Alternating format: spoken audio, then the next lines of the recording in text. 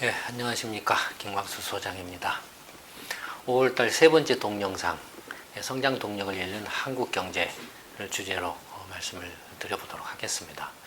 전체적으로는 35회 동영상이 되겠습니다. 근데 5월달 동영상은 하루 동안에 다 찍는 그런 모습이 되는데 옷이 똑같습니다. 지금 보시는 옷이.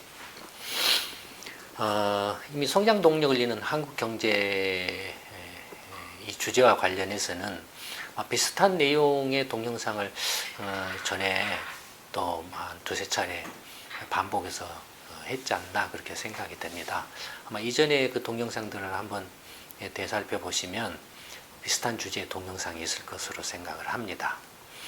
근데 이 주제를 다시 이제 끄집어낸 것은 지금 이제 박근혜 정권이 집권 3년 차를 맞이하고 있는데 경제는 고사하고 지금 정치적으로도 굉장히 심각한 혼란 양상을 벌이고 있죠. 그래서 정상적인 국가 경영을 하기 힘든 그런 상황에 몰려 있죠.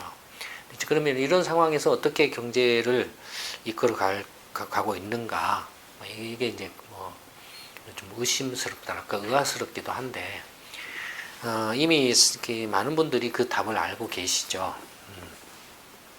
경제가 정상적으로 이렇게 작동하기 힘들겠죠. 그래서 당연히 성장 동력이 떨어지는데 그러나 겉으로 보기에는 일단 어느 정도 그럭저럭 경제가 조금 유지되고 있는 것처럼 이렇게 보여진다라는 겁니다.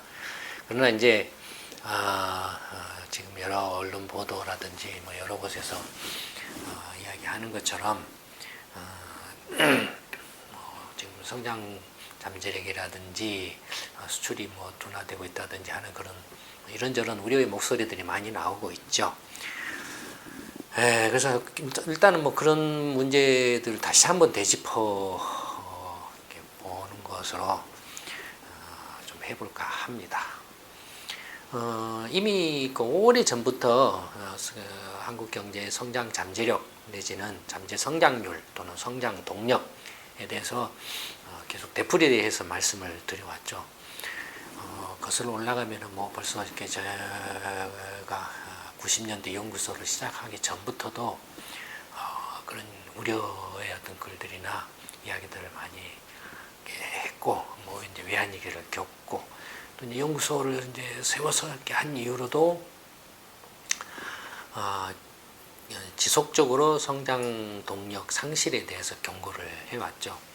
2003년 현실과 이론의 한국 경제라는 책이었던가요? 2004년이었던가? 그 책에서도 이미 성장 잠재력 내지는 성장 동력 상실에 대해서 분석을 한 바 있죠. 그래서 이제 각 생산 요소별로 예를 들어서 이제 노동, 자본, 기술 요소별로 한국 경제 성장에 기여한 기여도를 분석을 해서 또 각 시기별로 성장을 주도해왔던 생산 요소가 어떤 것이었는가를 이렇게 분석하기도 하고, 또 다른 방식으로는 이제 여러 그 경쟁 국가들 간의 주요 산업별로 어떤 그 성장 경쟁력이라든지 성장력을 비교하는 그런 분석도 많이 했었죠.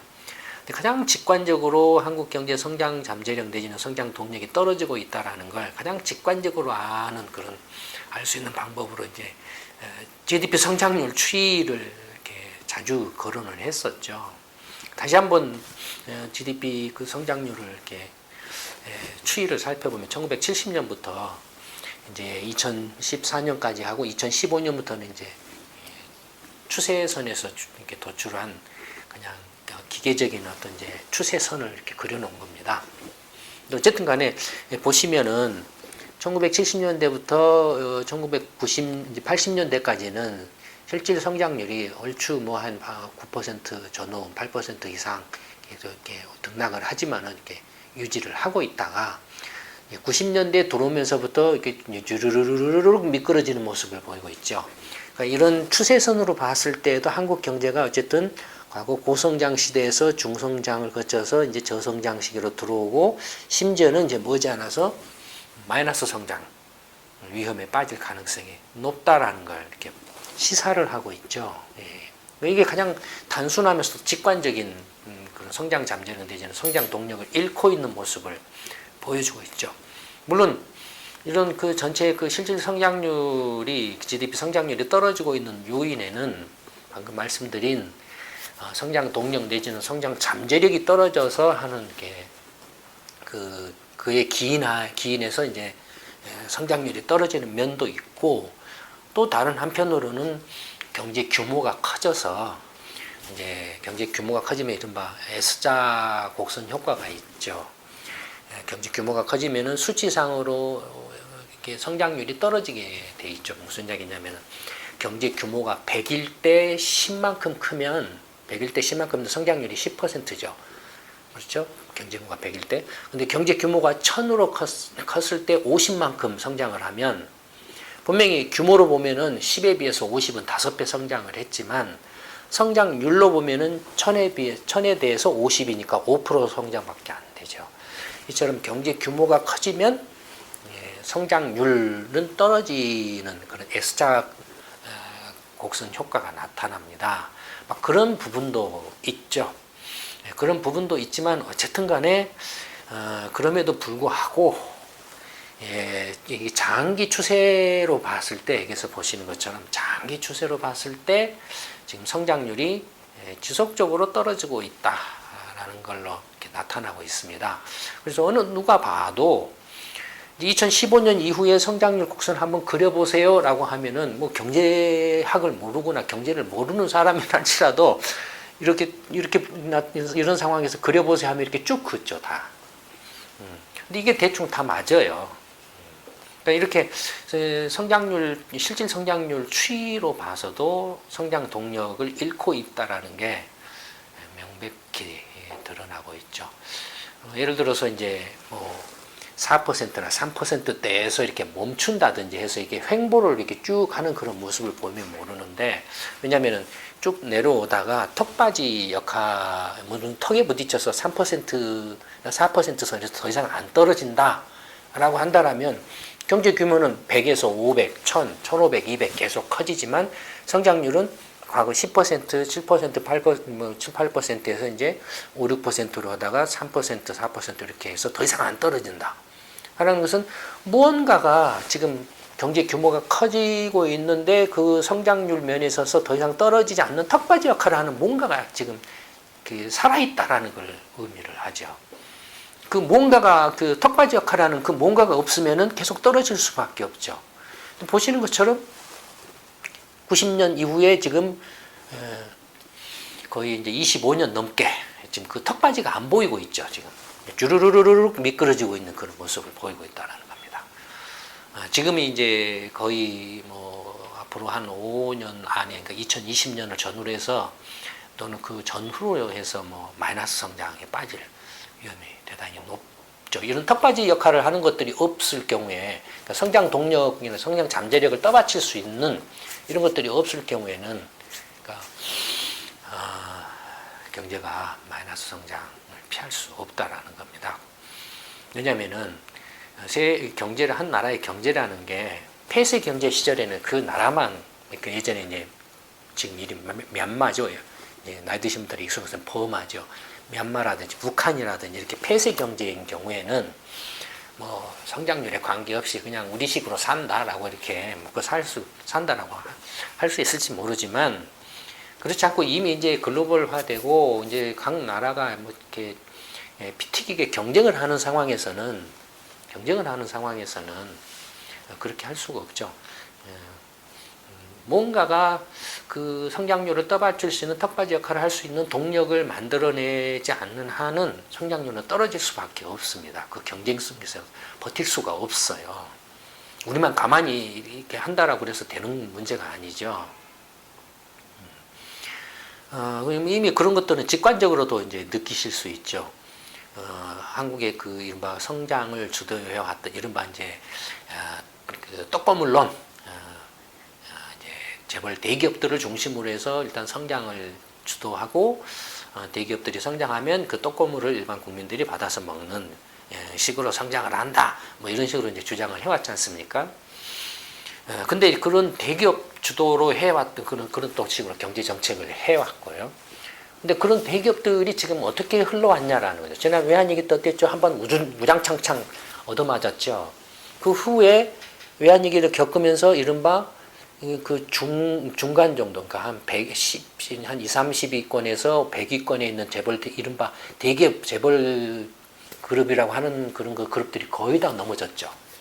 한번 청소됐죠. 외환위기를 계기로 해서.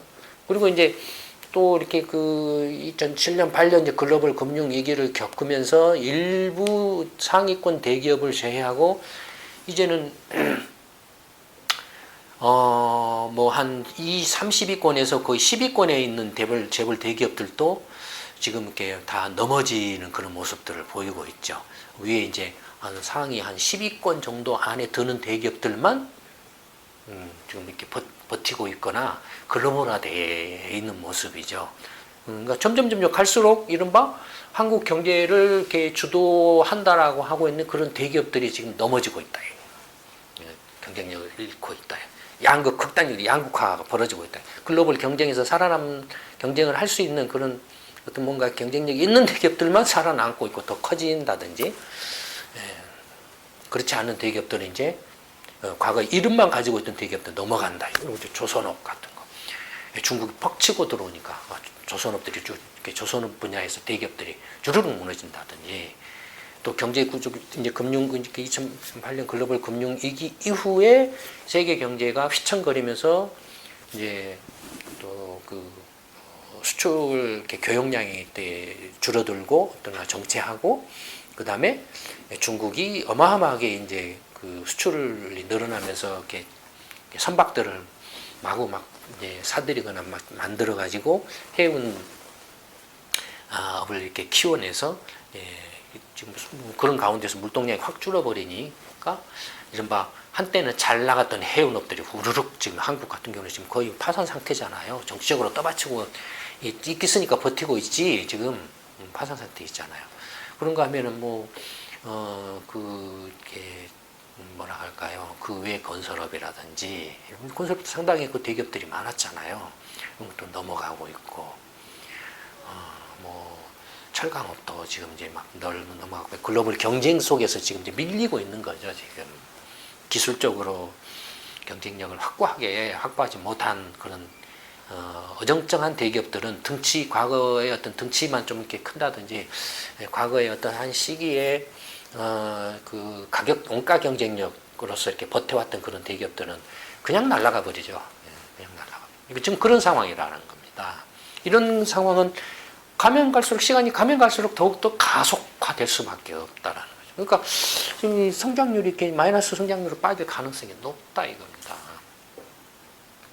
그러면은 지금 그래도 어쨌든 간에 이렇게 지금 성장률이 좀 떨어지고 있다라고 해도 성장률을 예전에는 외환위기를 겪었지만 그래도 5, 6%, 3, 4% 유지를 이렇게 해온 거 아니냐라고 이야기하실 줄 모르지만, 진짜로 성장 동력이 유지되고 있다라면, 또는 잠재 성장률이나 성장 잠재력이 유지되고 있다라고 하면 그만큼 그 수익이나 부가가치가 많이 나서 나라 전체로 봤을 때 어떻게 되겠습니까?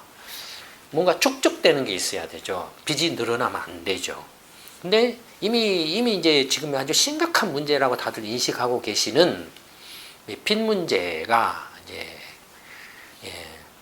빚 문제를 한번 생각을 해보면은 이 외환위기를 전후로 해서 외환위기 이후에 그나마 이렇게 성장률 5, 4, 5%, 3, 4% 이 성장률도 실제로는 결과적으로는 빚으로 떠받쳐왔다라는 걸 이제 알 수가 있죠. 만약에 이 채무 증가, 채무 폭증 부분을 빼면은 이미 한국 경제는 마이너스 성장에 빠졌을 가능성이 매우 높다라는 거죠. 그러니까 그 전체 이렇게 빚을 보면은, 이제 나라 전체의 빚을 보면은 2002년에 2,000조 원 정도였던 것이, 그러니까 이 빚이라면 뭘 넣냐면은 이제 채권 발행에서 조달한 거, 국채가 됐든 회사채가 됐든 금융채가 됐든 이런 경제 주체들이 채권을 발행해 가지고 빚을 조달하거나, 그다음에 은행에서 돈을 빌린 거, 차입금, 차입금 이런 것들을 이제 합쳐놓은 국가 채무를 말합니다. 그게 국가 채무의 그 두 가지입니다. 2000조 원 2002년에 쭉 급증을 하다가 2011년에 이렇게 주춤했는데 이건 뭐 이때 주춤한 건 채무가 이때 그 주춤해서 이렇게 줄어서 주춤한 게 아니고 이때 한국은행이 이 자금 순환표 채무 통계를 변경을 했어요. 변경을 하면서 연속성을 이렇게 연속적인 어떤 그 일관적인 통계 정비를 안 했어요. 안 하고 그냥 2011년부터 통계 기준이 바뀌었습니다. 해가지고는 2013년까지 옛날 통계 기준으로 하고 그냥 2011년부터는 또 다른 새로운 통계 기준으로 그 자금 순환표 통계를 작성을 했어요. 이게 참 무책임하죠, 이런 것들이. 그걸로 인해서 지금 이게 통계적 일관성이 이제 계속성이 없어가지고 나타난 현상입니다. 그러나 보시면은 이렇게 쭉 늘어나고 지금 그 박근혜 정부 들어와서도 채무가 빠르게 늘어나고 있죠. 이명박 정부 때도 이렇게 가파르게 늘어나고 채무가 이렇게 늘어나고 있는 기조는 변화가 없죠. 전체적으로 보면은 2002년 2천조 원 정도 되던 것이 지금은 거의 4,600~700조, 그러니까 2배 이상 늘어났죠. 자, 10년 남짓한 기간 동안에 나라 전체로 이른바 이자를 부담하는 유이자 채무가, 그러니까 회사채나 금융채나 국채, 지방채 이런 공기업채 이런 채권하고 은행 대출, 은행으로 돈을 빌린 차입금 다 유이자 채무죠. 이 유이자 채무가 2천조 원 정도에서 4천 한 4,500~600억 조로 이렇게 급증을 했다라는 겁니다. 그러니까 결과적으로는 이 기간 동안에 경제 성장률보다 실질 GDP 성장률보다도 채무 증가율이 더 빨랐다라는 겁니다. 그러니까 채무 증가율을 빼버리면 경제 성장률은 마이너스라는 거죠. 채무는 나중에 갚기라고 땡겨다가 지금 쓴 거니까 일을 아무것도 안 하면은 어떻습니까? 벌이가 없으면 경제 성장률이 0%죠. 근데 일을 아무것도 안 한 상태에서 빚을 내와요. 빚을 내어가지고 그걸 소비를 하면은 소비한 만큼 경제 성장률이 올라가죠. 그렇죠? 이렇습니다. 그러니까 빚을 땡겨다가 돈을 쓴 거다라는 거예요. 돈을 써서 성장률을 높였다라는 거죠. 그러니까 빚 땡겨다 쓴 것만큼을 빼면은 실질 성장률을 이제 사실은 이제 마이너스라는 걸 알 수 있다 이겁니다. 보시면은 이제 전부 말씀드린 이자를 내야 되는 유이자 채무를 포함한 그런 것들만을 취급하는 국가 채무 증가율이 보시면은 2003년부터 급증해가지고 2008년 이명박 정부 출범할 때까지 급증하죠. 근데 노무현 정부 때 급증했다가 그 후에 이렇게 한 6%대로 축 떨어지죠. 근데 이때 이제 그 국가 채무가 급증한 원인이 뭐냐면은 각 주체별로 보면은 공기업, 민간기업, 가계, 금융법인, 정부 이렇게 나눠서 보면 2003년, 4년, 5년 이 무렵에 늘어났던 것은 이제 정부 채무가 급증했던 거죠. 외환위 그때 공적자금 160조 원을 그때 처리를 하면서 정부 채무가 급증을 했고 2005년, 6년 이 무렵에 급증한 것은 어디서 늘어나냐 보시는 것처럼 민간기업에서 급증을 했어요. 이때 민간기업에서 팍 뛰어버렸죠. 그러니까 이때 이제 반도체 특수나 LCD라든지 이런 그 디스플레이가 좀 호황을 보이고 조선도 좀 이렇게 계속 그 호황을 보이고 그렇게 하면서 이제 기업들이 투자를 확대하고 또 그 다음에 기업들이 중국이라든지 이런 해외 투자를 굉장히 많이 늘릴 때입니다. 해외 직접 투자를 많이 늘려가지고 현지에다가 공장을 짓고 하면서 빚을 팍 땡겨 또 쓰던 때예요. 그러면서 이제 빚이 이렇게 급증을 한 겁니다. 민간 기업. 그러니까 이런 것들은 기업이 이제 투자를 위한 뭐 그 채무 증가니까 이렇게 그 긍정적으로 봐줄 수가 있는 대목이긴 하죠. 투자를 위한 채무 증가가 실질적으로 부실화되지 않고 경쟁력을 높이고 성장 동력을 이렇게 텃밭 역할을 할 수 있는 성장 동력으로 이어지면은 그건 바람직한 거죠. 근데 이제 이 민간 기업이 외에도 또 이때 2005년, 6년 이때 무렵에 또 2001년, 2년, 3년 이 무렵에 채무가 급증한 부분이 뭐냐면 가계죠. 다들 아시는 거죠. 뭐 때문입니까? 부동산 투기 때문에 그런 거죠. 가계 채무가 급증을 한 것들이 이제 이렇게 반영이 된 겁니다. 반면에 이제 금융법인하고 정부 쪽을 보면은 2011년부터 통계 기준이 바뀌어가지고 금융법인은 채무가 축 이렇게 줄어드는 반면에 정부가 툭 튀는 걸로 나왔죠. 그건 뭐냐면 이제 예를 들어서 이제 한국은행이나 뭐 산업은행이나 이렇게 이른바 공적 금융기관들의 채무로 잡혔던 것들을 이제 정부 채무라고 할 수 있는 것들을 정부 채무로 다시 재편입하면 이렇게 조정하면서 이렇게 일어난 이제 현상으로 보여집니다. 뭐 이런 것들이 이제 이른바 통계의 연속성이나 계속성을 이렇게 무너뜨리는 것들이죠. 그 다음에 공기업 같은 경우도 마찬가지로 공기업의 경우에는 보시면은 2008년, 9년 이명박 정권 때부터 이렇게 쭉 이렇게 가파르게 늘어난 걸로 나타나고 있죠. 그러니까 실제로 이제 그 채무 증가를 주도한 건 누굽니까? 채무 증가를 주도한 건 기업 부분하고 이제 가계 부분이죠, 사실은. 금융기관들의 채무는 뭡니까? 은행이 예를 들어서 이제 은행채를 발행해가지고 돈을 조달한 돈을 기업이나 가게에 대출을 해주죠. 그러면 경제 전체로 봤을 때 그런 부분들은 어떻습니까? 일견 보면은 중복 계상인 것처럼 보이죠. 그러나 은행이 돈을 어디서 빌리겠습니까? 민간한테서 빌릴 수도 있지만 홍콩이나 일본이나 뭐 해외에 가서 달러 빚을 빌려와 가지고 하는 부분들도 있죠. 오히려 이제 그런 부분들이 더 크죠. 금융기관의 경우에 일반 시중은행이라든지 공기업들이라든지 그리고 어쨌든 간에 금융기관이 이렇게 금융채, 은행채라든지 이런 금융채를 발행하는 것은 일반 민간 기업이 회사채를 발행하는 것과 똑같습니다. 똑같기 때문에 그것도 똑같이 채무로 이렇게 분류를 해줘야 되죠. 그래서 이제 예를 들어서 예금을 받는 것은 왼쪽에서 오른쪽으로 흘려 보내주는 거니까 개인이 이렇게 이제 은행을 통해서 이렇게 간접적으로 해주는 거니까. 어쨌든 간에 채무 증가를 보면은 기업과 가계, 그다음에 정부 채무도 이렇게 빠르게 늘어나고 있고 공기업 채무가 이렇게 빠르게 늘어나고 있다는 걸 알 수가 있습니다. 그래서 한국 경제의 성장 동력을 잃어가고 있는 그 동력을 잃어가고 있는 부분을 지금 빚으로 지금 그걸 떼어오고 있다라는 거죠. 빚을 내서 뭔가 이렇게 민간 기업이 됐든 가게가 됐든 민간 기업은 뭐 투자를 하든지 가게는 그걸로 소비를 하든지 아니면 가게가 투자를 하는 경우 뭡니까? 부동산 투자나 재테크 투자죠. 부동산 같은 투자를 확 한다 이거예요.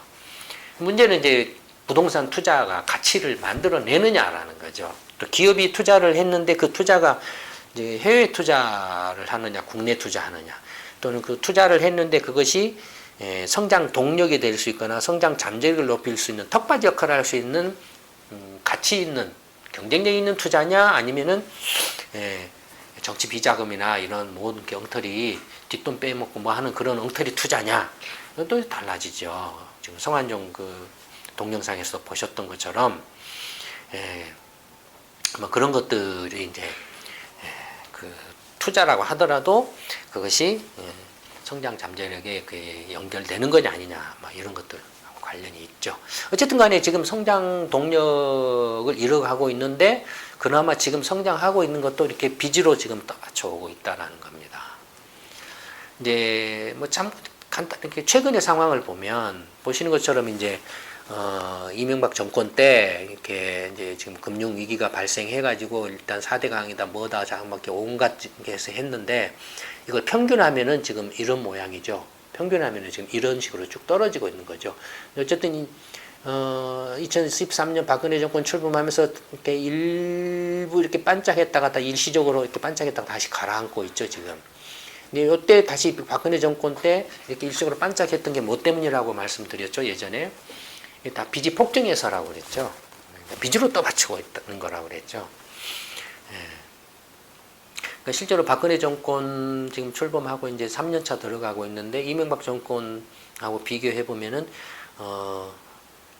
지금 그 정부라든지 공기업이라든지 채무가 굉장히 빠르게 증가하고 있고 더 이명박 정권 못지않게 지금 폭증을 하고 있다라고 말씀을 드린 적이 있죠. 그러니까 빚을 쏟아 부을 때는 이렇게 4대강에다 뭐다가 빚을 쏟아 부을 때는 반짝하지만은 그 이제 약발이 떨어지면 이렇게 다시 가라앉는다. 또 빚을 쏟아 부으면은 반짝하면 다시 가라앉는다. 이겁니다. 지금 이런 상황이라는 거죠. 그러니까 결과적으로는 이렇게 빚을 쏟아 부었고 가라앉고 빚을 쏟아 붓고 가라앉고 그것이 결과적으로는 빚만 폭증을 하고 성장률은 계속 시간이 가면 갈수록 떨어지고 이런 상황. 이제 계속 되풀이되고 있다라는 겁니다. 근데 이게 영원하게 되풀이될 수 있느냐라는 거죠. 이런 것들이. 불가능하죠. 상식적으로 생각을 해봐도. 근데 이제 가계 같은 경우에 빚을 왜 그렇게 많이 땡겨다 쓰느냐 아까 말씀드렸던 부동산 투자를 위해서 땡겨다 쓴다라고 하는 것도 있지만 근데 내수 경제를 봐보자 이거예요. 금융위기 전에는 경제 성장률을 이렇게 가계 소비가 3% 정도를 끌어올렸습니다. 근데 이제 금융위기가 난 후에는 성장률이 어떻습니까? 툭 떨어졌죠. 예, 툭 떨어졌죠. 얼마로 떨어졌습니까? 1%대로 떨어졌죠. 그러다가 지금 2014년도 나서는 지금 1% 밑으로 떨어지고 있죠. 성장률이. 가계 소비가. 그러니까 가계 소비가 계속 위축되고 있으니 자영업자 등 내수 소비가 살아날 리가 없죠. 그러면 이렇게 쭉쭉쭉쭉 떨어지는 것은 물론 여러 가지가 있죠. 일단은 가계 소득이 안 좋아서 돈을 벌어야 내가 월급이나 소득이 늘어나야 소비를 할 수 있잖아요. 소득이 안 늘어나니까 소비가 지속적으로 이렇게 계속 떨어질 수밖에 없다. 그 다음에 소득이 없는 경우에는 어떻게 돼요? 빚을 내서 소비를 한다. 그러니까 가계에 이제 빚이 늘어났죠, 앞에서. 그러니까 빚으로 소비를 해왔다. 근데 그 빚도 카드나 은행에 빚 대출을 받는다든지 뭘 한다든지 해도 영원히 빚을 내서 쓸 수는 없잖아요. 그 한계에 부딪히면서 그것이 점점 이렇게 소비 이축으로 반영이 되고 있다라고 할 수 있죠. 또 하나는 뭡니까? 인구 동태가 반영되고 있는 걸로도 볼 수 있죠. 고령화되고 있다라는 거죠. 고령화되고 있으면은 고령화 세대는 나이 든 세대는 소비를 잘 못해요. 돌아다니기도 힘들고 돈이 있어도 그다음에 이 세대는 소비를 할 줄 모르는 세대예요. 저축은 할 줄 알았지. 그러니까 소비할 수가 없어요. 반면에 소비를 할 수 있는 게 젊은 세대는 지금 저출산 세대들이죠. 지금 저출산 인구가 팍팍 감소하는 그 저출산 세대가 지금 30대 막 중반 이렇게 진입해 오고 있으니까 이 세대들 인구들이 팍팍 줄기 때문에 이 사람들이 소비할 수 있는 비율이 이렇게 줄어든다 이거예요. 이 사람들의 소비 여력이 줄어든다 이거예요. 인구가 줄어들어서 얘를 안 나가지고 갈수록 이제 그 줄어들게 돼 있다. 그걸 지금 반영하고 있다. 복합적이죠. 이것이 다시 반등할 가능성은 매우 희박하죠. 근데 지금 가계 소비가 전체 한국 경제 성장의 절반 정도를 차지하고 있죠. 그다음 기업 투자 같은 경우도 보시는 것처럼 반짝했던 건 뭡니까? 2009년, 10년. 4대강 사업이죠. 예. 그 다음에 2013년, 4년이 또 반짝했던 것은 빚 쏟아 부어서 온갖 또 이렇게 그 부동산, 이른바 건설업 부양 정책들이죠. 그것 말고는 지금 다시 가라앉아요, 다들. 예, 그것 말고는. 부동산에 물리면은 반짝 기업 투자가 늘어난 것처럼 보이고, 그렇지 않으면은 가라앉고, 그 반짝할 때 빚이 폭증을 하고, 이런 구조를 지금 계속 되풀이하고 있는 거죠. 이런 투자들이 성장 잠재력이나 성장 동력, 턱받이 역할을 할 수 있는데 기여할 수 있겠느냐라는 거죠. 이런 투자 행태가 중국이든 일본이든 미국이든 유럽이든 이런 글로벌화된 시대에 있어서 그런 나라들하고 경쟁할 수 있는 경쟁력을 키우는 데 기여하겠느냐라는 거죠. 불가능하죠. 어렵죠. 그다음에 이제 어쨌든 이제 그렇게 그동안에 한국 경제를 또 이끌어왔던 그 주동력은 뭐였습니까? 대기업을 중심으로 한 수출이었죠. 근데 그 수출을 보세요. 보시는 것처럼 이제 금융위기 이후에 원화 환율 영향이라든지 기타 등등으로 인해서 이렇게 일시적으로 퍽 뛰었다가 2012년부터 확 가라앉고 그 다음에 2013년부터는 주르르륵 밀려서 지금은 이제 수출이 거의 지금 이렇게 성장이 멈추고 있죠. 그러니까 한국 경제 성장 동력을 이렇게 주 성장 동력이었던 수출이 지금 이제 주르르륵 밀리고 있는 상황입니다. 근데 이게 밀리고 있는 게 일시적인 그런 그 현상이나 요인에 의해서 밀리고 있는 거냐? 그렇지 않다라는 거죠. 이미 여러 차례 그 말씀드렸죠. 재작년 경제전망 세미나 때부터 이제 중국이 이제 세계 경제 대국으로 부상하면서 또 그다음에 샌드위치라든지 넛크래커라든지 이런 이야기를 많이 이렇게 말씀드렸죠. 뭐 그런 것들로 인해서 이제 점점점 한국이 수출 분야에 있어서 위로는 미국이나 일본이나 유럽 같은 이렇게 첨단 업종을 밀고 나갈 수 있는 이렇게 뚫고 나갈 수 있는 힘이 약하고 밑으로는 중국 등이 치고 올라오는 것을 이제 밀리고 이런 어정쩡한 상황에 낑겨 있는 이런 모습들을 반영을 하면서 이렇게 수출이 이제 정체를 보이고 있다는 거죠. 뭐 수입 역시 마찬가지인데 내수가 죽고 수출이 막히니까 2012년부터 예를 들어서 이제 유가 급락이 수출 수입 감소의 원인이다. 유가 급락은 언제부터입니까? 2014년부터 하반기 때부터죠. 물론 이렇게 수입이 감소했어요, 조금. 그러나 실제로 지금 수입이 급감한 건 언제입니까? 2012년부터죠. 그러니까 수입 감소 원인이 단순히 유가 급락 때문만은 아니라는 걸 알 수 있죠. 이미 2012년부터 수입이 감소한 보다 더 다른 그 결정적인 원인들이 있다라는 거죠. 그 원인들은 뭐겠습니까? 앞에서 보셨던 것처럼 2012년에 수출이 쭉 떨어지죠. 그 다음에 쭉 감소하죠. 수입도 그걸 반영하고 있죠. 수출을 하기 위해서 여러 가지 첨단 소재나 부품들을 많이 수입해가지고 그걸 가공해서 다시 대수출을 하잖아요. 그것이 확 2012년부터 이제 떨어지니까 그걸 반영해서 수입도 같이 떨어지고 있는 그런 모습을 나타내고 있죠. 단순히 유가가 급락한 부분이 수입 감소의 원인이다라고 이렇게 볼 수는 없다라는 겁니다. 구체적으로 예컨대 이제 1월부터 3월까지 3개월 동안에 품목별 수출 이렇게 상위 10개 품목의 그 변화를 한번 보면 2014년 1분기하고 2015년 1분기에 이제 상위 그 10위권의 수출 품목별 그 수출 품목의 그 증감을 한번 보면 가장 수출이 많았던 품목이 뭡니까? 반도체죠. 반도체는 약간 증가했어요. 지금 반도체는 경쟁력이 있죠. 세계 또 반도체 수요가 굉장히 계속 늘어나고 있고 스마트폰이라든지 뭐 이렇게 그 클라우드라든지 기타 등등으로 인해서 반도체 수요가 계속 늘어나고 있기 때문에 반도체의 경우에는 수출이 늘어나고 있죠. 반면에 승용차는 어떻습니까? 현대 기아차를 중심으로 해서 굉장히 호조를 보였는데 감소하고 있죠. 감소하고 있는데 이 승용차 수출 감소가 전방위적으로 감소하고 있어요. 각 세계 주요 지역구에서 미국이라든지 이렇게 유럽이라든지 뭐 러시아라든지 뭐 기타 등 그러니까 러시아만에서 감소하는 게 아니라 그 전방위적으로 전체적으로 이렇게 감소를 하고 있습니다. 그다음에 이제 선박은 좀 늘었어요. 일시적으로. 근데 이건 일시적인 요인입니다. 선박이 이렇게 늘어난 건 실제로 선박의 수주액은 13년에 비해서 2014년에 수주액이 감소했습니다.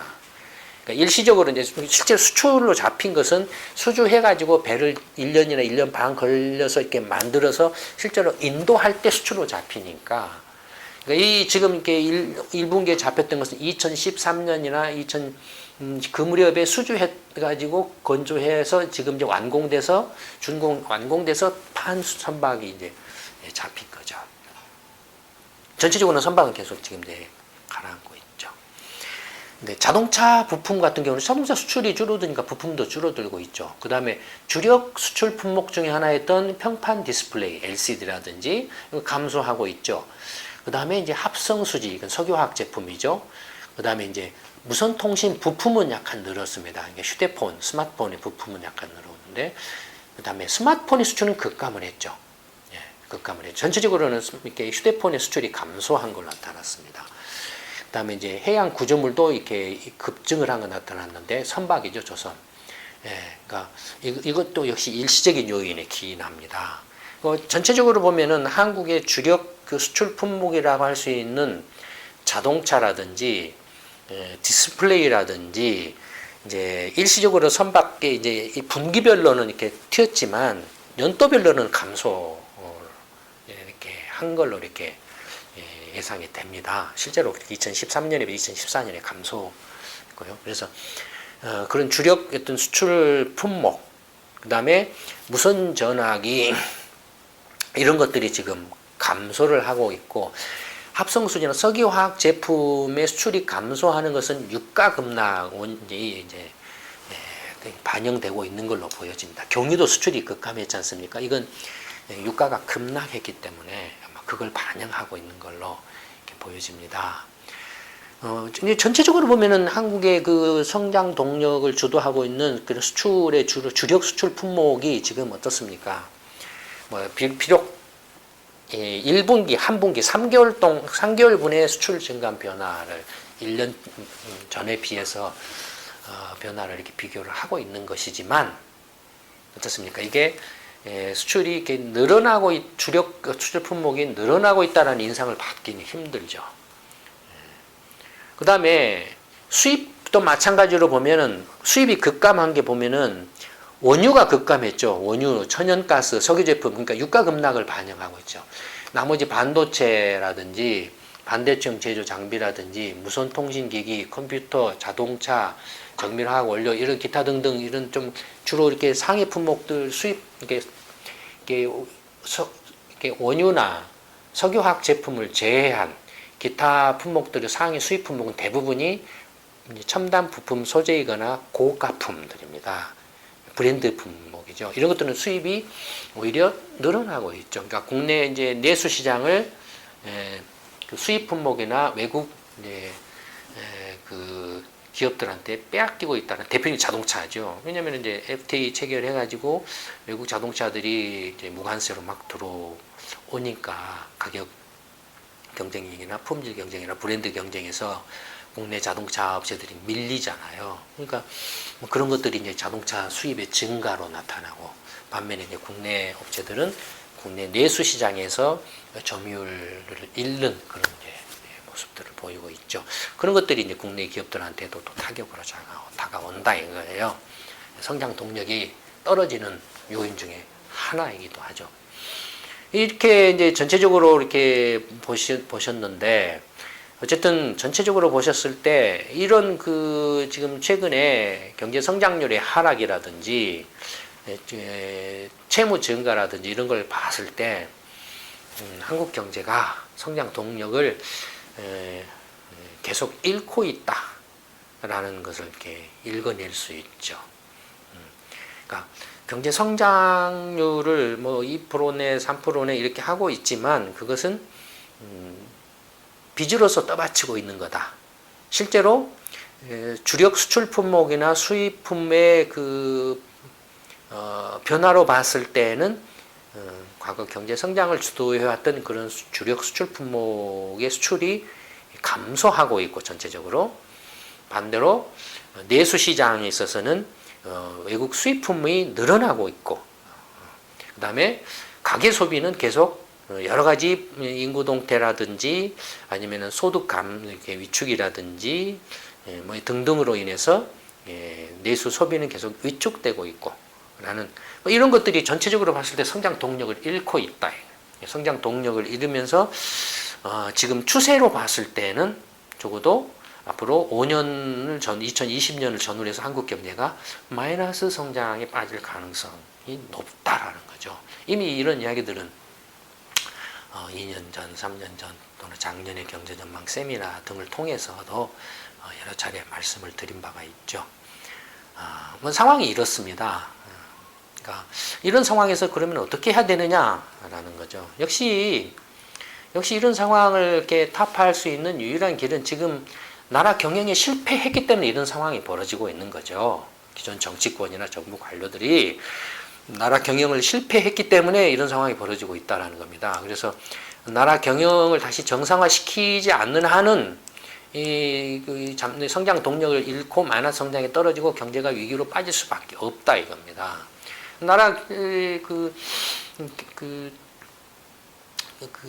경제를 나라를 이렇게 정상화시킬 수 있는 방법은 나라 경영에 실패한 기존 정치권 여든 야든 진보 세력이든 보수 세력이든 막론하고 정말로 이제 제대로 그 올바른 그 지식과 정보, 전문성을 가지고 나라를 경영할 수 있는 능력이 있는 20, 30대로 물갈이를 하루빨리 해서 올바른 정책을 시행해서 나라를 경영해 나가는 것만이 유일한 해결책입니다. 시민공업방과 이순신 프로젝트에 적극적으로 참여하셔서 하루빨리 물갈이를 해야 됩니다. 나라 경영에 실패한 사람을 계속 회전문식으로 되풀이해서 안치는 하는 머지않아서 다들 곡소리를 낼 수밖에 없을 겁니다. 기업이 망하면은 책임을 지지 않습니까? 개인이 망해도 파산해도 책임을 지지 않습니까? 근데 어떻게 나라를 경영을 실패한 사람들이 나라 경영 실패에 대해서는 책임을 물을 수 없다? 말도 안 되는 그런 엉터리 황당무계한 이야기로 계속 회전문식으로 그걸 이렇게 말아먹을 때까지 이렇게 방치를 하냐 이겁니다. 하루빨리 물갈이를 해야 됩니다. 5월달 세 번째 동영상 성장 동력을 잃는 한국 경제는 이걸로 마치도록 하겠습니다. 감사합니다.